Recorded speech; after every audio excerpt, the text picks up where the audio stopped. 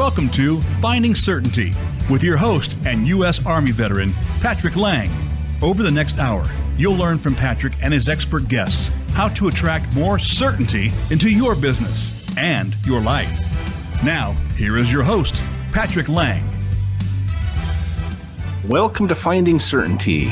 If you're a new guest, we appreciate you stopping by and introducing yourself. If you're a recurring listener, as always, we appreciate your patronage as we explore ways to create and to find and to develop more certainty in our lives. Today, we have a special opportunity. We have a special guest, Mr. Billy North.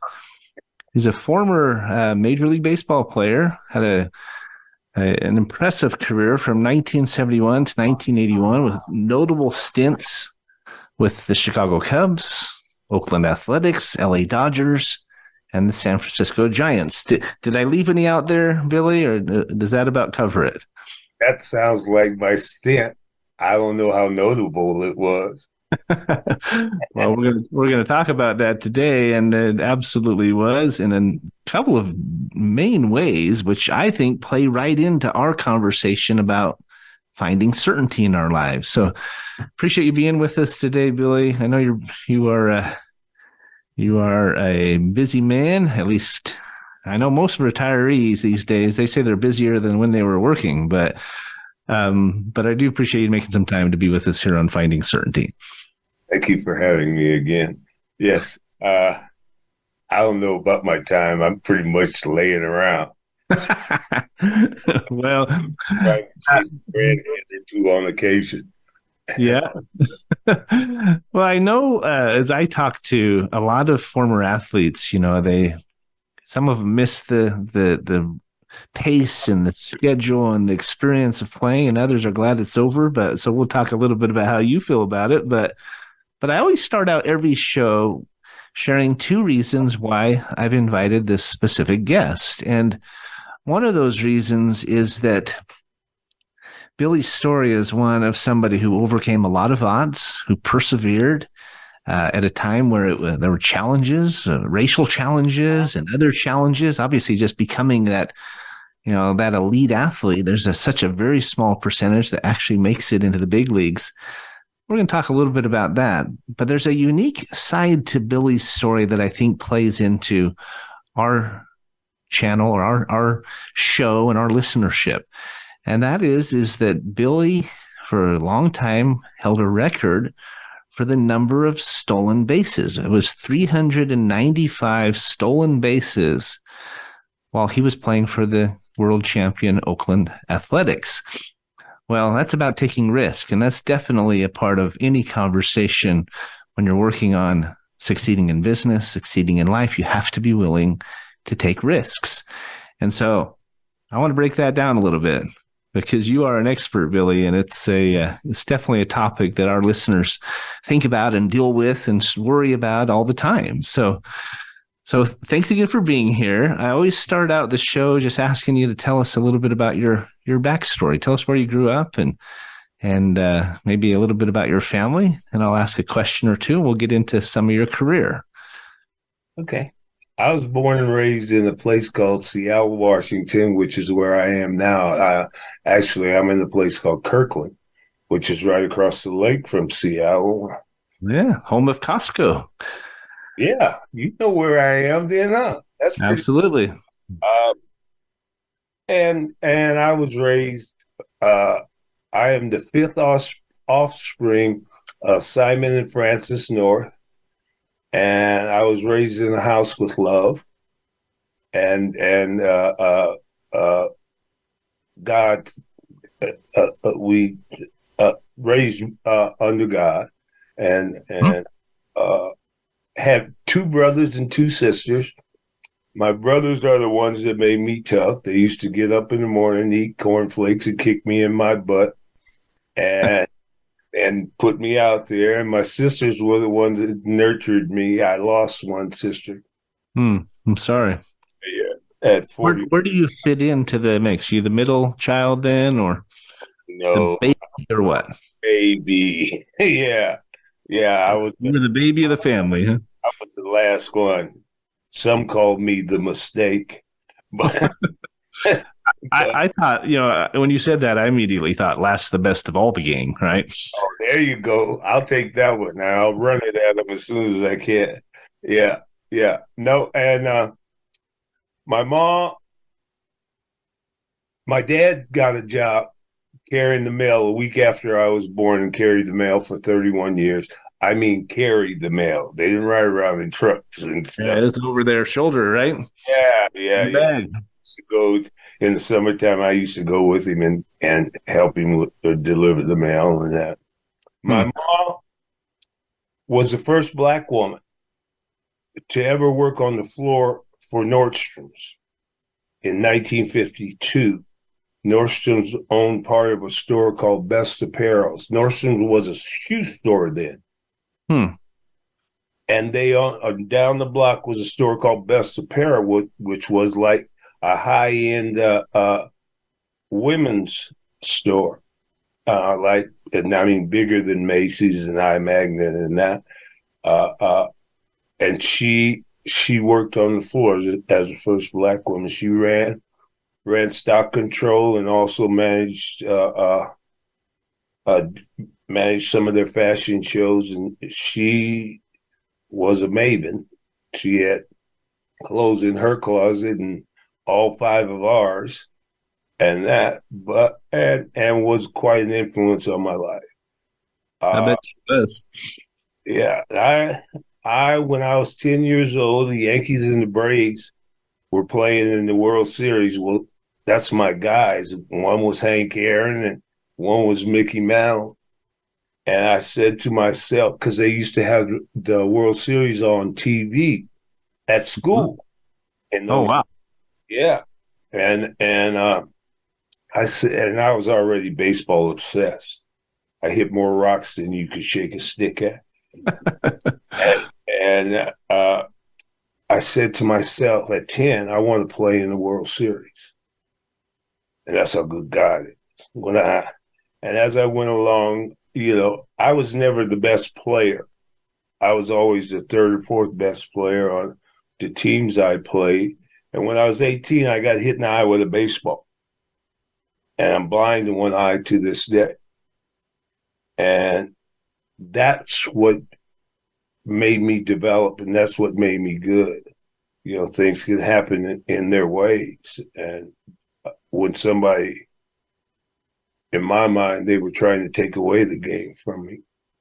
And somebody told you no, you said, "Oh yeah, just watch me." All right. That's when I really, because I love baseball, and that's when I really started to become the best player on the team. And then I went away to college and developed physically. But my family, again, I was raised in a situation and with 2 parents that went to work every day, and they loved us all. And what a great situation, because it's not as prevalent now as it is today. Right.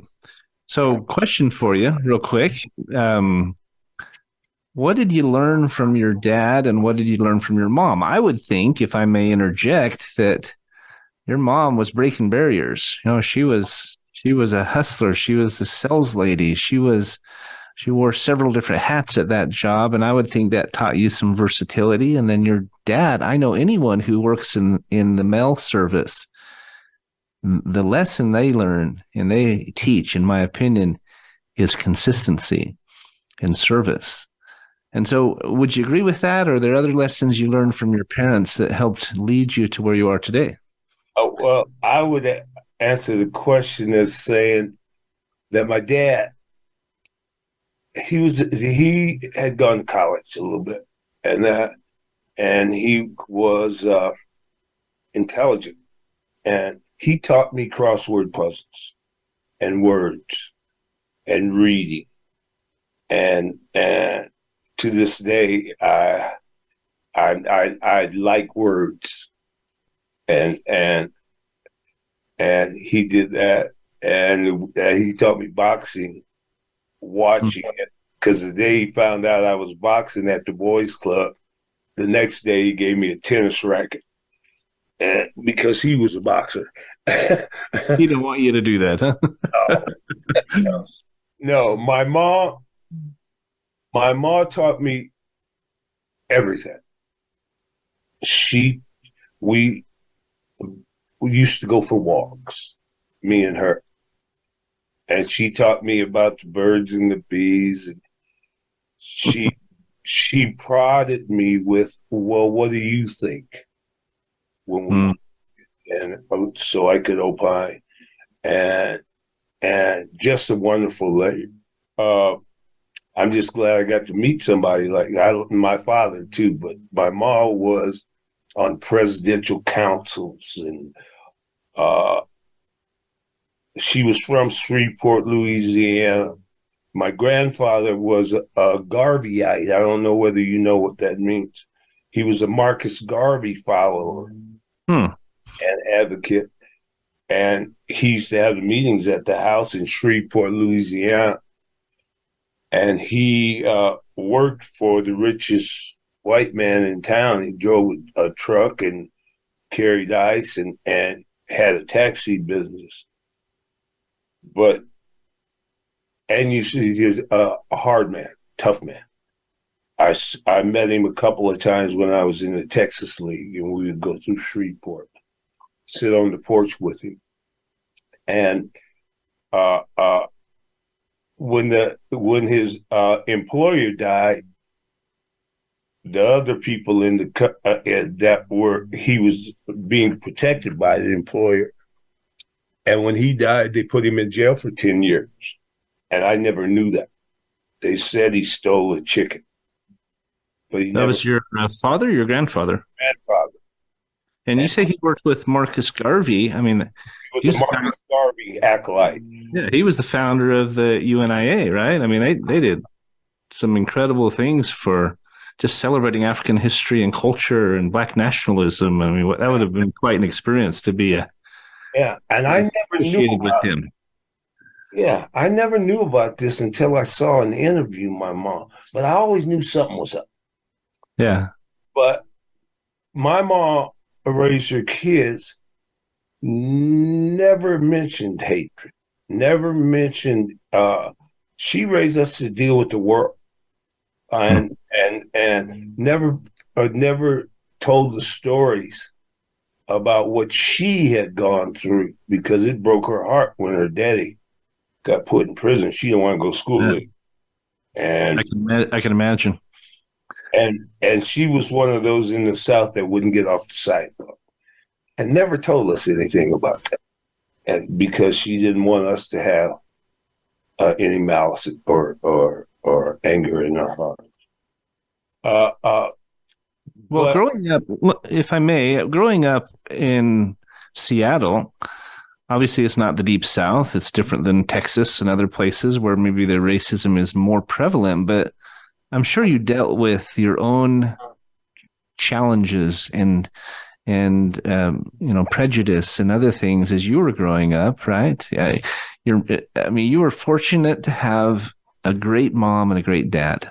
And I wish more young, not just Black Americans, but young kids in America today had a father figure and had a strong mother. The family is being fractured these days, and I think it's the biggest curse on our nation. But did you deal with some of those things even in the Northwest? Oh, certainly. And I remember when Mom had to come to school when I was in the 5th grade because my teacher called me the N-word. Mm-hmm. I went home and told Mom, and that wasn't something. And Mom knew when her son was lying, and along with the fact some other kids heard it at the school the next day, and you could have went across the street and seen the school lift off the ground. When your mom walked in the door. That's great. But yeah, there were incidences, and there still are. But I was, initially it was hurtful. I mean, when I didn't know much about life when I was in the fifth grade, but as I grew, there were more incidences, and it was hurtful, but I wouldn't show the hurt. I'd probably strike back more than anything. Right. Like I say, my brothers used to. They made you a tough kid. They used to take me around and match me up in fights at parks and that kind of stuff. Tell me if I didn't beat him up, then they were going to beat me. They were going to, right? And but it's all in all, my childhood was pretty good, and I was taught who I was by my parents, and when somebody did something like that, I was raised on principle and stuff like that, and and back at that time, we were raised to respect adults unless they disrespected you. Absolutely. And then we would take it to the higher powers. My parents or some, back in those days, the mothers in the neighborhood had license to grab your ear or spank your butt or a little bit. Right? And they also had license to back anybody off of that was being obtrusive to you. And that it was a different time. Yeah. Well, I've always said this, but I think one of the forces to be reckoned with in America are the Black matriarchs. There's some of the most incredible powerhouses. Many of them are single moms, I know.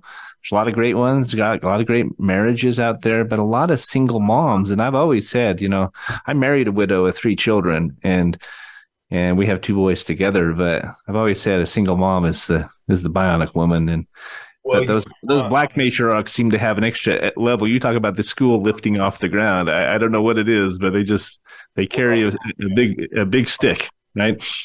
Well, I think one of the greatest gifts, and it's prevalent in the Black family, the greatest gifts you can have is a spiritual grandmother. Absolutely. Amen, brother. Because Ma didn't fall far from the tree. And my grandmother had to deal with Shreveport and got the family out of there right on time. Wow. And my mom worked.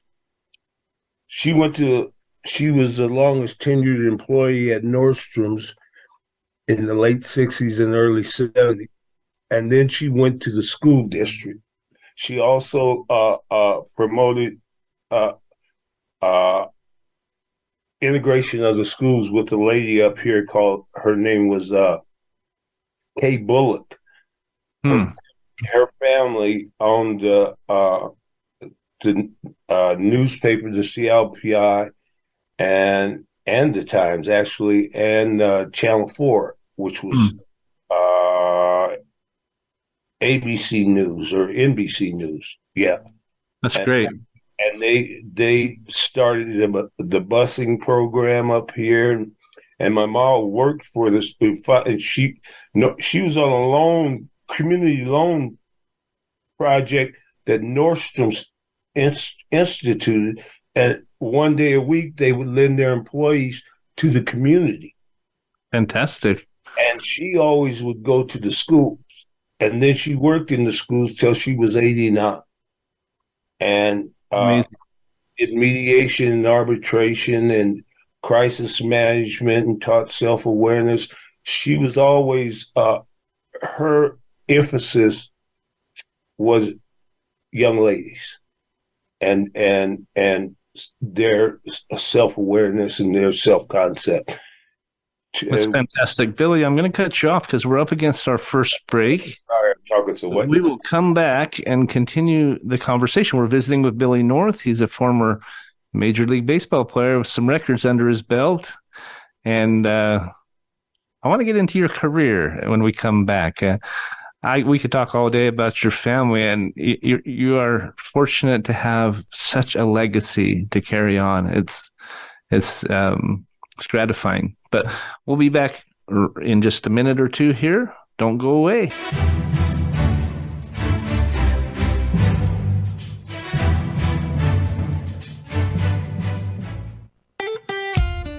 Follow Voice America at facebook.com/Voice America for juicy updates from your favorite radio shows and podcasts.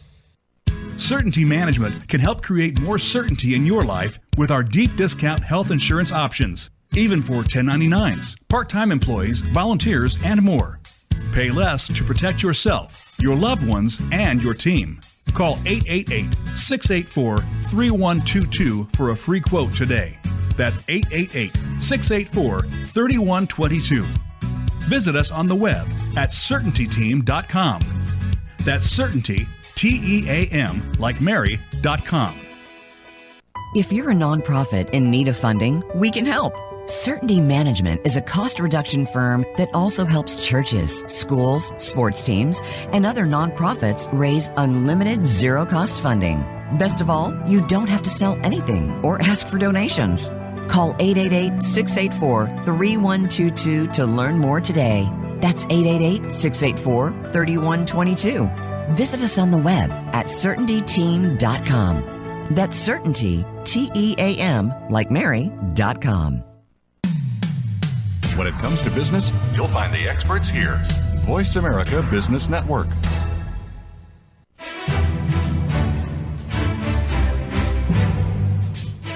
You are listening to Finding Certainty with Patrick Lang. Have a question for Patrick or his guests? Join us on the show at 866-472-5790. That's 866-472-5790. Now, back to the show with Patrick. Welcome back to Finding Certainty, visiting with Billy North, former Major League Baseball player. And we were just talking about his podcast that he runs. We do the live radio show here that's then posted to all the podcast channels.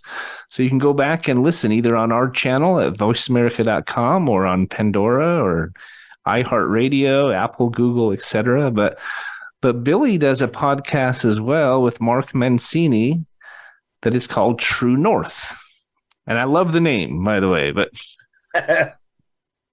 no, it's focused primarily on sports talk, right? Analyzing and addressing what's going on in baseball. But I know you get off on other topics as well. Do you mind just telling us a little bit about it? Yeah, we do a show every Wednesday at 5 o'clock Pacific Coast time, and they dial in. It's an audio podcast, and we just interview. I've been doing it for a year now, almost a year, and we've had a number of players, maybe 30 or 40. Excuse me, and just have a great time. And we've had Hall of Famers, and I've had my son-in-law who was a football player in the NFL for 11 years, and that just a bunch of guys, and I really enjoy it. You can come to it. The number is 347-205-9631 on Wednesdays at 5 o'clock Pacific time, or you can go online or on YouTube and look up my episodes, and that right there. Well, I've listened to a couple of them, Billy, and you guys do a great job. It's fun. It's fun listening. I like listening to other talk shows and podcasts and I learn a lot, right? I'm a fairly new host myself. I only started last August 2022. And so feels like I've been doing it longer than that. I've got over a year under my belt, about 60 episodes now. And but it goes by fast. And it's fun, isn't it? Yeah, it is. And you do a good job. I listened to a couple of them and watched a couple of them, and geez, it's you get to express yourself, but more than anything, you let us express ourselves. So yeah, that's my favorite part. Hearing all your stories. People say that Finding Certainty feels like a little bit of a stroll down memory lane, and I hear all these great stories and learn all these great lessons. I feel like I get far more out of it than you do, but But let's move it. Let's move ahead. Let's get into your career, because you said you were passionate about baseball, had these great examples in your parents and brothers who toughened you up, and sisters who gave you heart and sensitivity and sympathy. And it was this amazing, beautiful combination that led you to who you are today. But how did you go from a kid who just dreamt of the majors and actually made it there, especially blind in one eye? I mean, how many players out there can say they made it in the big leagues and with vision in only one of their eyes? I bet it's a very small percentage. One thing I want to tell you is that when I came into baseball, I sat at the knee of a number of the greatest storytellers in the game of baseball. I bet you did. When I left baseball, and what I do now is tell stories. So I'm a storyteller. But the fact that your question again? How did you do it? How did you make it in baseball? Blind in one eye. You didn't have a senator helping you or a famous coach whose son you were or anything like that. I mean, to overcome the odds in the 70s to become a major league ball player, that's impressive, my friend. Well, the thing was, Patrick, is that when you're young, you're resilient. And that summer, I came back to baseball that summer and struck out my first 10 times up. Never hit a foul ball. Couldn't catch a ball below my waist. But the funny part about it is I never thought about my eye again till maybe 50 years later. It got me, they didn't let me go to war. Back in those days, it was Vietnam War, and I was a baseball player, and I was going to go to the reserves, but I never told them in baseball, because as soon as and inevitably you do go into slumps, they would say it was the eye, I looked at the eye after looking back, and it was one of the greatest things that ever happened to me. Yeah, why do you say that? Because it made me want it. It made me pay attention and work hard. And along with the fact that I physically developed and went away to college, it's always good to get away from the womb. Yeah. And when I was 18, the weekend I was getting ready to go to college, just to tell you about my mom, I said, "Ma, you going to go to school? Go to school on Sunday with me to try to get me in there?" And she said, "No, get a ride with your partner that's going over there." And I never knew what she did when she did that. Kind of hurt my feelings. When I left home, I could cook, I could clean, I could sew, I could iron, I could wash my clothes, could use a knife and fork relatively decently, and speak the King's English. These are the things that my father and my mother gave me. And my mom was telling me, she said, "Son, I prepared you as best as I could, and now you got to go out there and get your head bumped for yourself." And it took me a while to figure that out. She wasn't being mean to me. She was just, it was a bookmark. Yeah. And she's pushing you out of the nest. You had to flap your wings, right? But I have to tell you, when she pushed me out of the nest, I ran into some good people. I ran into some bad people too. But we all do. It's a fact of life. We cannot do this thing alone. And I had some wonderful support from coaches and professors. And I was going to be a college professor, but they kept throwing the ball over the middle plate, and that. But I have been blessed with more than my share of people that supported me and loved me. And besides your parents, Billy, is there one person that stands out that is really having impacted you? Well, I got to say, I've got a friend that I met when we were 12 years old, and he's my best friend to this day. He came and lived with me for a while when I was playing ball and stuff, and said he was the one that would say, "Hey, man, it's time for us to go home now," and and that kind of stuff. And I was such a good influence that he became a pastor, and he's my best friend now. His name is Joe Carter, Pastor Joe. O.L. Mitchell, he was my coach when I was coming up. I mean, all through, he was our coach, our group, and they started. He and a guy named Booth Gardner, who was the governor of the state of Washington at one time. He was my first coach ever. The governor of the state was my first coach ever. When I was 7 years old. Wow.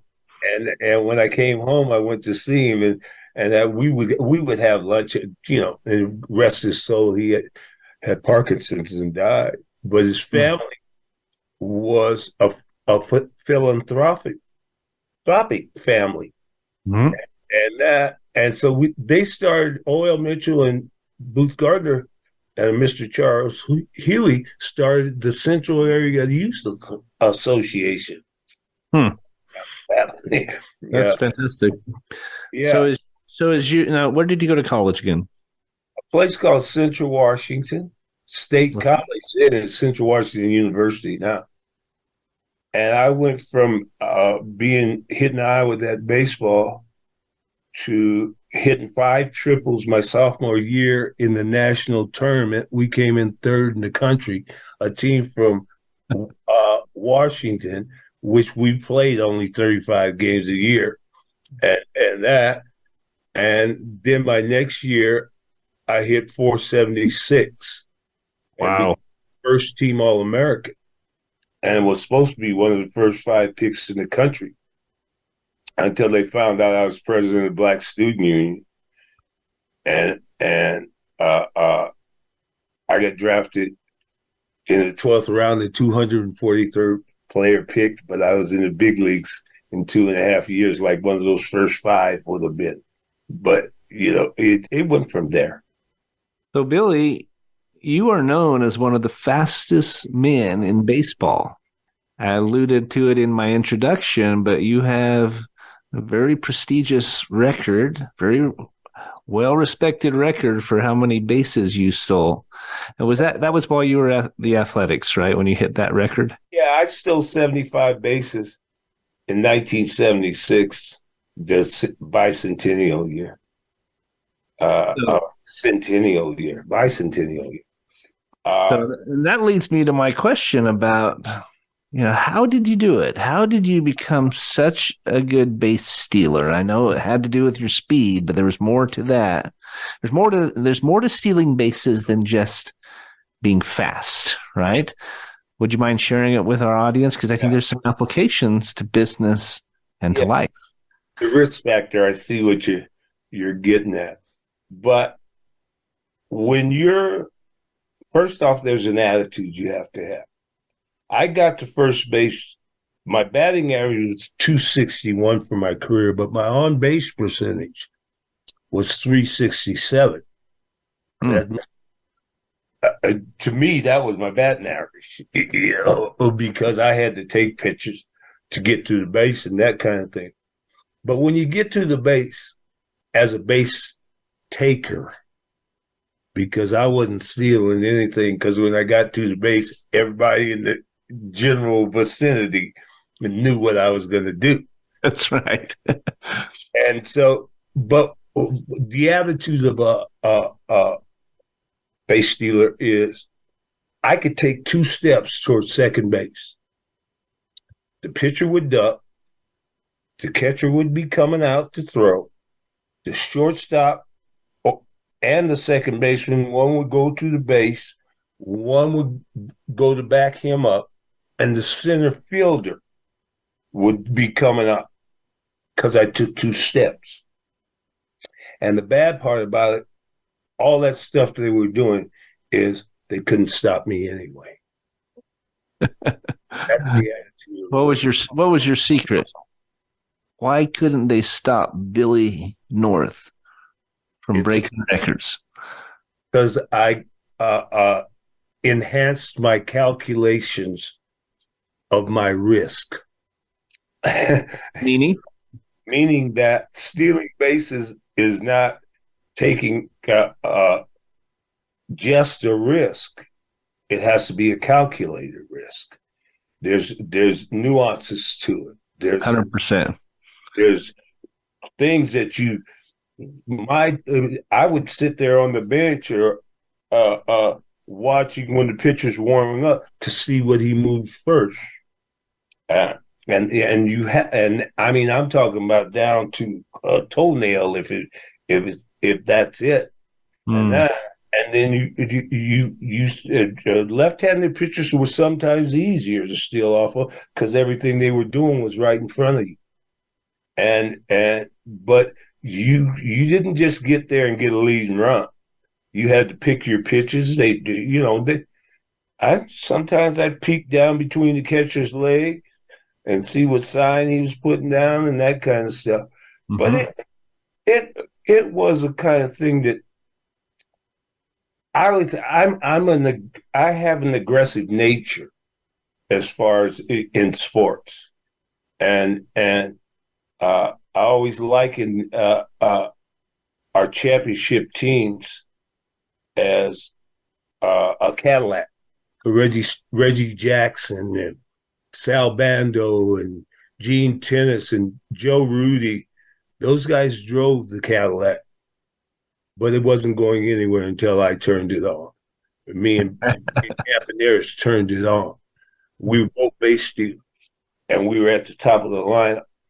And that aggressive nature permeates throughout the team and the batting order, and forcing the issue. Well, it's like the fuse, right? You're the spark that got things going. That's when the crowd gets excited. That's when the team stands up and cheers. That's when, and to your point about calculated risks, obviously in business or in relationships or in sports, right? You're not just diving in blindly. We vet projects before we consider them. We get offered opportunities to bring on new product lines and so forth with our consulting firm, Certainty Management. We do it on almost a daily basis, but we only take 1% of those on. Everyone is a risk.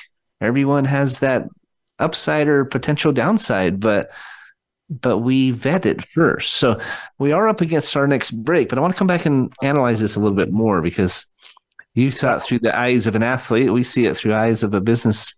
But I was also a financial advisor for 34 years. And I was just going there. You've seen it on both sides, right? So let's go to break. We're visiting with Billy North, MLB superstar. And as he just mentioned, he has been a financial planner for 30 plus years. You have a different perspective than many people do, being able to view it through both lenses. So we'll be right back, folks. Don't go away. You're listening to Finding Certainty with Patrick Lang.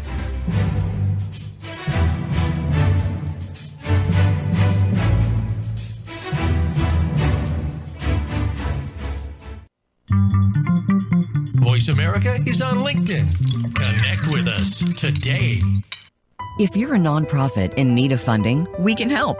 Certainty Management is a cost reduction firm that also helps churches, schools, sports teams, and other nonprofits raise unlimited zero-cost funding. Best of all, you don't have to sell anything or ask for donations. Call 888-684-3122 to learn more today. That's 888-684-3122. Visit us on the web at certaintyteam.com. That's Certainty, TEAM, like Mary.com. Certainty Management can help create more certainty in your life with our deep discount health insurance options, even for 1099s, part-time employees, volunteers, and more. Pay less to protect yourself, your loved ones, and your team. Call 888-684-3122 for a free quote today. That's 888-684-3122. Visit us on the web at certaintyteam.com. That's Certainty, TEAM, like Mary.com. Voice America Business Network, the bottom line in business.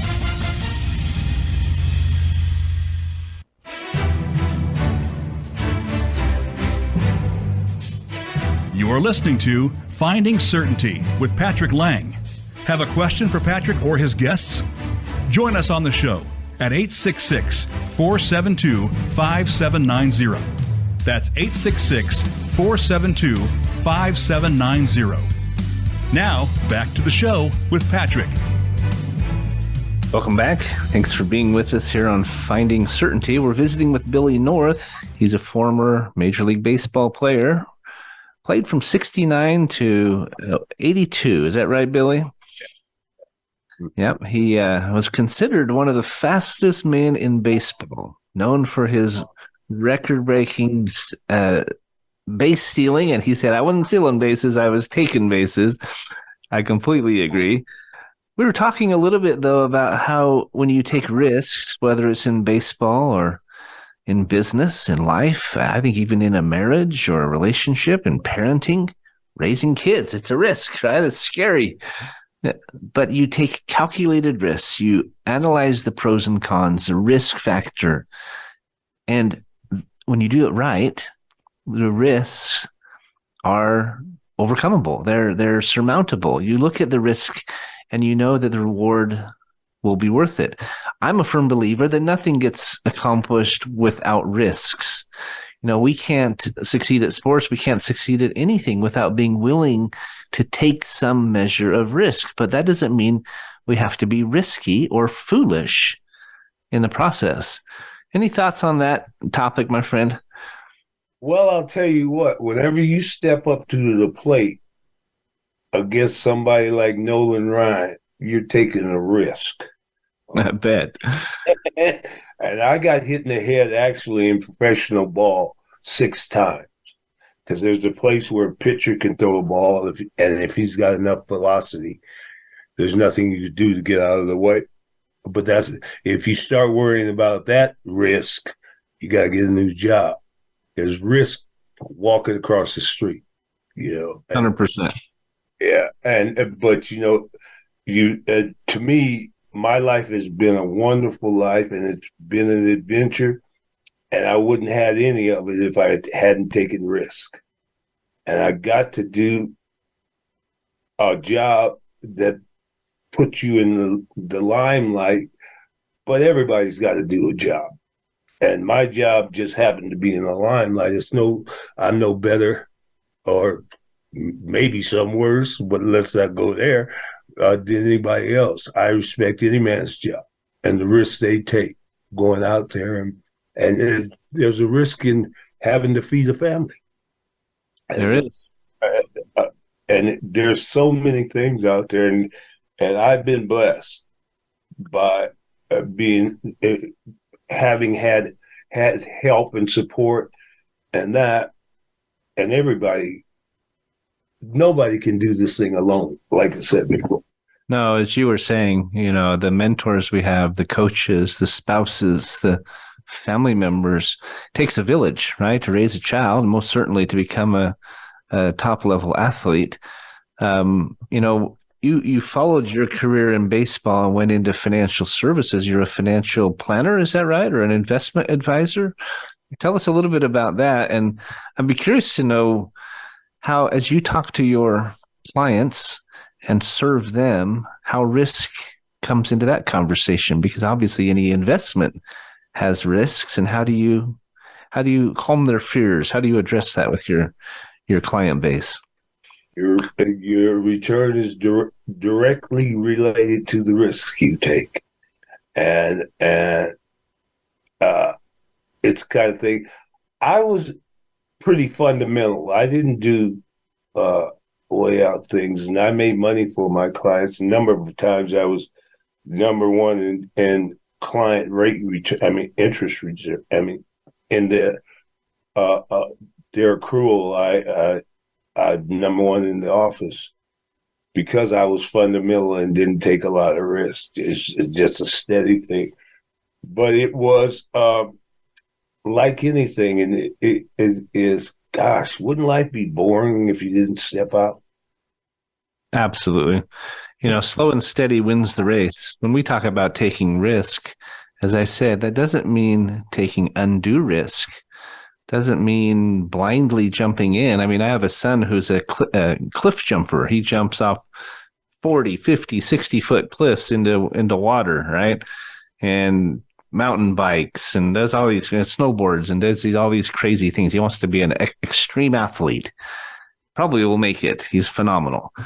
But he's not stupid, though. Before they jump into a river or a lake, they go down, they check the depth, they look at the entry point. You can do risky things, even when you're investing as a client, but you need to do your research. You need to explore your options. You need to get references, these types of things before you just jump in blind. Even with one eye, you weren't running and stealing bases with one eye closed, right? Calculated aggression, calculated risk. They talk about hitters, and sometimes you do have to guess, but you wait 1,000 times, and so it's a calculated guess, and same thing. You got Morningside, you got analysts, and you got so you calculate through them the risk to your client. And there's this also a thing called risk tolerance. Absolutely. You don't want to put any client in something that's going to keep them awake at night. Okay. And if you put somebody in there, there's not an investment worth staying awake at night worrying about it. I would agree. You've talked a little bit about your parents and your mentors and so forth. And in my experience, one of the best ways to sleep well at night and to be able to handle the risks we take is by learning from others who've gone before us, right? Whether that's a good financial advisor or a mentor or a coach.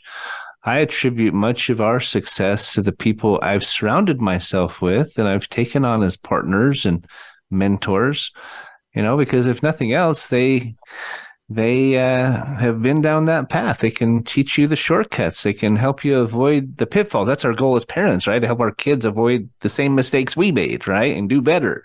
I tell my daughter, not all the time, but when she was growing up, I tell her, I've already been stupid for you. And I tell my kids, remember rule number 1. If somebody overhears us, they say, what's rule number 1? I say, don't be stupid, right? But it's tougher if you're stupid. It is. We've all been there. Some of us are slower to learn than others, aren't we?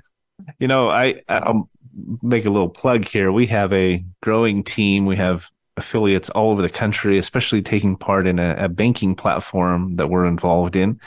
Anyone who's listening, looking for a way to double your buying power and even to create additional revenue in your life, if you'd like, reach out to us. We can tell you about it. But one of the things we did is we developed an app a few years back that it's kind of like a Slack or a Facebook group or something, but we encourage our team when they have questions to post them in the app. Don't call me directly. Don't text me or email me. Post it in the app. And one of the biggest reasons, besides the fact they'll get a faster response because there's 200 people looking at it, but everyone learns in the process. Somebody asks a question, we all see the answer, right? And so our entire team, our learning curves are accelerated. And so that would be a little tip I give to anyone who's listening, talking about taking risk. Get that network, get those mentors, learn from others, but don't be afraid to ask questions. In the process, you're going to learn. And if you do it in a group, you all learn together and you're all going to get better in the process. So that's my 2 bits. There's no dumb questions. Absolutely. We all know the only dumb one, right, is the one we don't ask. So, yeah. Well, we're about to the end of the show here, Billy. I told you it would go fast. It's amazing how fast it goes by. What else would you share with the listeners just in closing? Oh, I just know that I have lived a wonderful life, and I'm honored and humbled by the fact that you asked to interview me. Because nobody has to, and it's been a good time, and God bless you and keep you. And I love is the biggest thing of all. 100%. Love is the biggest thing of all. And Mom told me my mom's pearls was, sometimes you got to love somebody that's unlovable. But you still got to love them. You don't have to like them all the time. But you gotta love them. You don't have to hang out, right? If you don't want to. And I think that with our current state of affairs in Israel and around the country and stuff, people need to learn about what the Lord says about love, because it is the biggest thing of all. That's what my message I want to get out to everybody. I couldn't agree more. Well, I wanted to do a shout out before we end to your friend and mine, Elizabeth Deal. Liz, as we know and love her, she's the one who introduced us, and talk about somebody we all love and adore. It's definitely Liz Deal.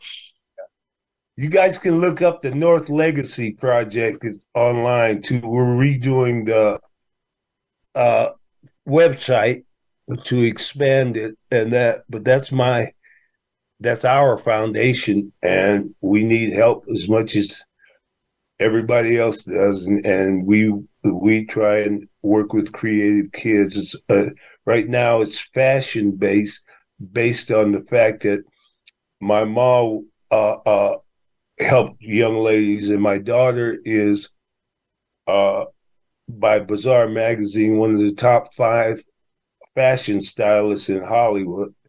And so that's the legacy, the North Legacy thing.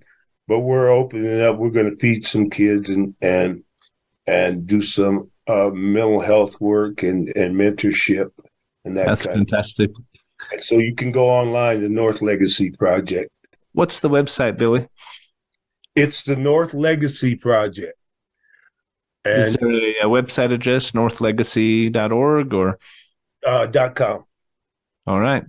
Look it up. It's right there. We'll find it. Well, we should talk after. We help raise unlimited funding for nonprofits. We've spoken before about that, but we need to continue the conversation. Anyone who's listening out there at our firm, Certainty Management, we can help your nonprofit raise unlimited, zero-cost funding, and would love to help. And reach out to Billy and learn more about his foundation, what he and his daughter and others are doing. And appreciate you being on the show today, Billy. It's always a pleasure. Really appreciate your friendship and sharing some insights into an important topic today. Thank you so much for having me, Patrick. God bless you. You as well, my friend. Thanks for being on Finding Certainty with us. Enjoy your weekend. Come back next week. Every week we have another guest that sheds insights and sheds the light on how to create more certainty in your life. We'll see you next week. Wonderful. Thanks for tuning into today's episode of Finding Certainty. We hope you've gained some more insight into how to create more certainty in your own business or nonprofit. Join us next week for another taste of the Certainty Experience. Until then, we wish you greater certainty in all that you do.